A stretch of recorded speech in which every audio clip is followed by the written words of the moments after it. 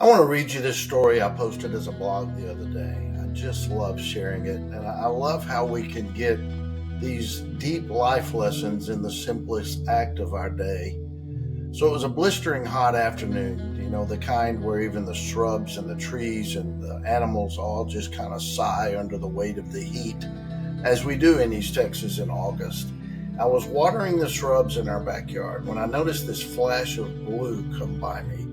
It was a dragonfly hovering in the mist of the water. Its wings caught the sunlight at the same time it caught the water, and it was just an amazing sight, watching it pause for sips of water on the leaves. In that moment, its presence just felt like a small blessing in my day, just a reminder of nature's beauty and the resilience of things. And then, just as if on cue, the moment was kind of spoiled as this giant red wasp hovered past my head and towards the dragonfly, and the sharp movements of the wasp and the reputation in my head of what I think about wasp, because I've been stung so many times, made me wary. My first thought was to instantly turn off the hose to protect me and the dragonfly and deny the wasp of any water or refreshment. After all, wasn't the dragonfly good and the wasp bad? Didn't the dragonfly deserve my kindness more than the wasp? But as I stood there, hose in hand, I realized I was facing a far bigger choice than watering shrubs. I often think real deep during simple moments. I was confronted with my own internal narrative about kindness, judgment, and who is worthy of my compassion. Who deserves kindness? It's easy to extend that kindness to those we like, those who seem gentle and grateful and familiar, like the dragonfly. Don't the dragonflies in our lives, those friends and family and even strangers who cross our paths and offer us a smile or a kind word, don't they invite our generosity and kindness?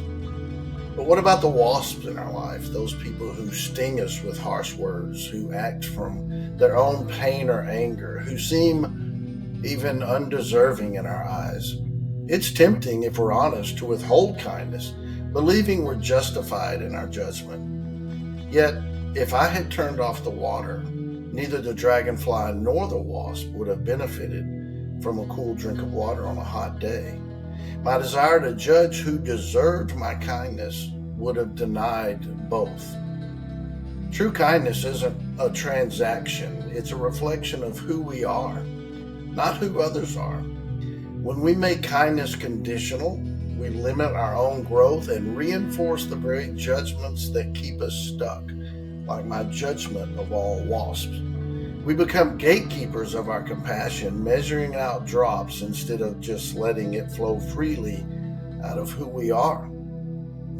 But if we choose kindness as a mindset, which by the way takes a lot of courage, we rise above the need to judge. We become the source, not the scorekeeper of our kindness and who deserves it. We create a world where compassion isn't rationed, but it's abundant and free-flowing.